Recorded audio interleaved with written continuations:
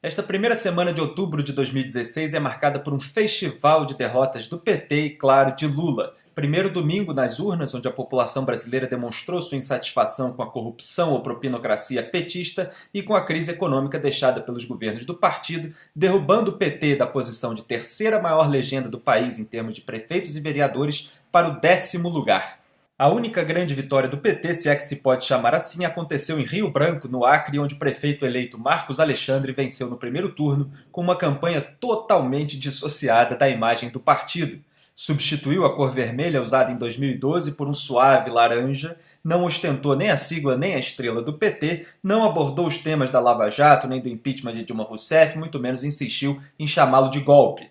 Se Jandira Fegali tivesse adotado essa mesma tática no Rio de Janeiro, talvez tivesse conseguido um resultado menos pior do que os míseros 3,34% dos votos, alcançando em números absolutos cerca de 101 mil votos, mais de 5 mil votos a menos que o vereador mais votado da cidade, Carlos Bolsonaro. Um conselho pra Jandirona aí, dá uma chegadinha na Coreia do Norte, dá uma reciclada lá, com o Kim Jong, depois volta pra cá pra disputar aí com o vereador, tá ok? E Lula está precisando dar uma reciclada lá em Curitiba. Lula não elegeu Fernando Haddad lá em São Paulo, Lula não elegeu Jandira Fegali aqui no Rio de Janeiro, Lula não elegeu vereador nem seu filho em São Bernardo. Tchau, querido! Em nota, o PT afirmou que sofreu uma derrota profunda do campo democrático popular, porque o partido nunca fala em nome de si próprio na hora do vexame, tem sempre de esconder a própria sujeira atrás de uma bandeira bonitinha, e ainda atribuiu a culpa, claro, à mídia monopolizada e os aparatos da classe dominante, em vez de reconhecer os crimes cometidos pelos petistas e a gestão incompetente de Dilma. O PT está tão perdido que na reunião da Executiva Nacional do partido na quarta-feira em Brasília, o petista Reginaldo Lopes propôs uma revisão profunda que inclua os símbolos históricos da legenda, como a cor vermelha e a estrela. Quer dizer, quer levar aquela estratégia lá de Rio Branco para todo o Brasil, já que petista agora só ganha eleição escondido. Para piorar a situação do PT, principalmente de Lula, que sempre contou com os seus indicados no Supremo Tribunal Federal para aliviar a sua barra em caso de necessidade, o STF decidiu autorizar a prisão de condenados em segunda instância, encurtando assim o caminho de Lula para a cadeia. Ainda que sujeito a recurso especial extraordinário, não compromete o princípio constitucional da presunção de inocência. Não só pode, como deve poder prender depois da condenação em segundo grau. A demora leva ao descrédito da justiça. É mais puxado para o ridículo do que para o ruim. 25 recursos no mesmo tribunal, todos descabidos, todos não conhecidos.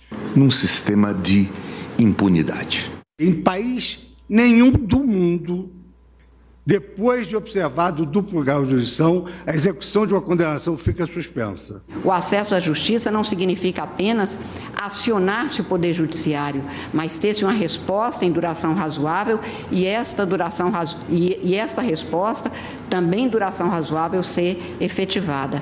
Nessa mesma quarta-feira da decisão por 6-5 do STF, a Polícia Federal indiciou Lula e seu sobrinho Taiguara Rodrigues dos Santos por corrupção. A investigação mira em contratos milionários firmados entre a Odebrecht e a empresa Exergia Brasil, cujo sócio é Taiguara, para a realização de obras em Angola.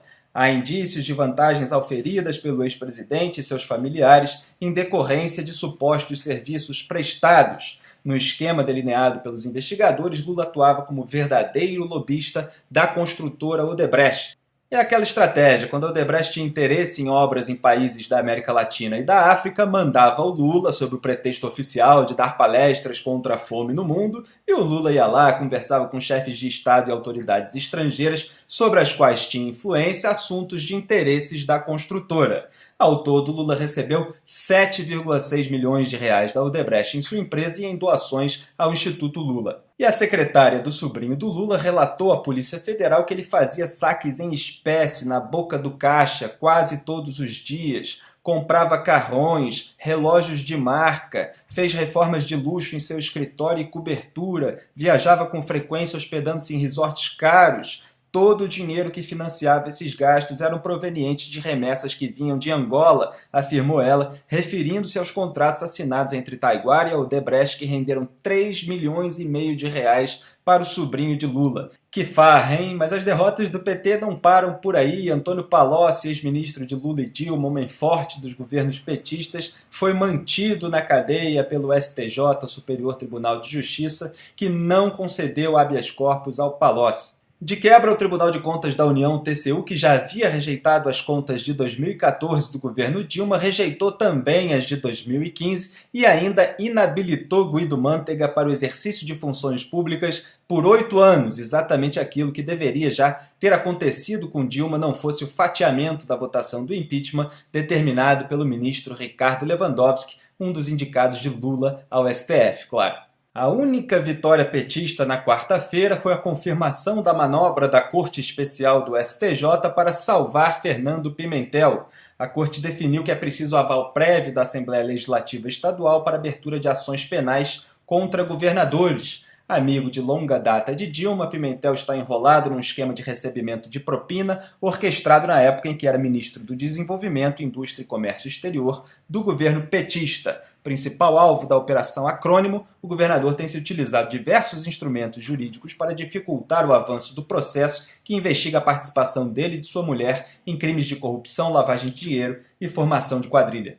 Como resumi no Twitter, prisão em segunda instância mantida, Lula indiciado, contas de Dilma rejeitadas e Palocci sem HC. Pimentel se safar no STJ foi consolação do PT. Detalhe, nessa quinta-feira o ministro Teori Zavascki do STF ainda fatiou o inquérito da Lava Jato que investiga a organização criminosa que atuou na Petrobras e incluiu Lula nas investigações. Eu havia dado em setembro a receita básica para fritar Lula. Primeiro derreta a manteiga, depois sirva com molho italiano da marca Palocci e uma pitada de pimentel. É possível que num primeiro momento esse prato venha a ser servido sem a pitadinha de pimentel, mas mesmo assim eu recomendo, vai ser uma delícia.